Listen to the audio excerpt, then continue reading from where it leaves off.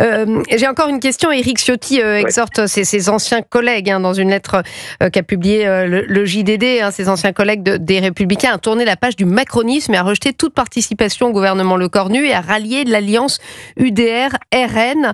Qu'est-ce que vous lui répondez à Éric Ciotti ? Moi, ce que je lui réponds, c'est que cette alliance-là, de toute façon, elle ira nulle part, elle va droit dans l'impasse. En fin de compte, je pense que tout le monde le sait inévitablement. Pourquoi ? Parce qu'en 2027, pour l'échéance présidentielle, il y aura de nombreux débats. Et ces débats-là ne vont pas tourner autour de seulement l'immigration et la sécurité. Sur ces questions-là, évidemment, nous sommes sur une approche très ferme avec Bruno Retailleau. Et moi, je partage cette ligne-là, cette exigence-là sur l'immigration et la sécurité. Par contre, sur tout le côté économique, entrepreneurial, etc., je serais bien curieux de voir comment Éric Ciotti va s'aligner et tout l'UDR vont s'aligner derrière le programme social-étatiste de Marine Le Pen.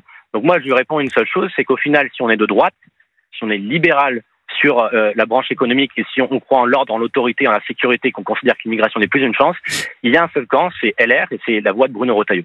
Théo Amsady, puisque vous parlez d'économie, vous le savez, les retraites sont au cœur de ces débats. La suspension, c'est ce que souhaitent en tout cas les socialistes qui semblent avoir une forme de clé dans cette crise politique. Quelle sera votre réaction au LR si justement Sébastien Lecornu fait des concessions, ce qu'il semble vouloir faire au sujet de cette réforme des retraites ?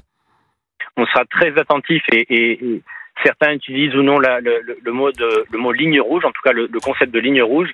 Très clairement, retoucher à la réforme des retraites, si en tout cas ce sera une empreinte philosophique du prochain gouvernement et de sa future doctrine.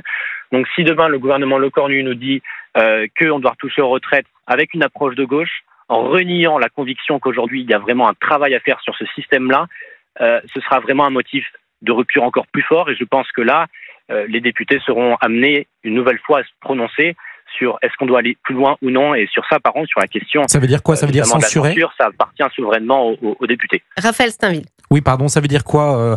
Ça veut dire que les députés, les Républicains pourraient censurer le gouvernement si d'aventure Sébastien Lecornu se décidait à faire des concessions, à suspendre la réforme des retraites ?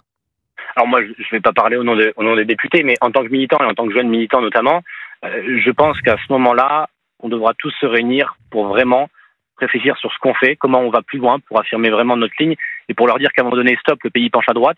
On ne peut pas en fait précipiter le pays dans le bord du gouffre. Et c'est aussi pour ça qu'on ne rentre pas au gouvernement. C'est parce qu'en fait, si on décide demain d'acter notre entrée au gouvernement, ce qu'on n'a pas fait du coup ce matin, on pousse nous-mêmes le pays dans le gouffre à travers notamment cette question de la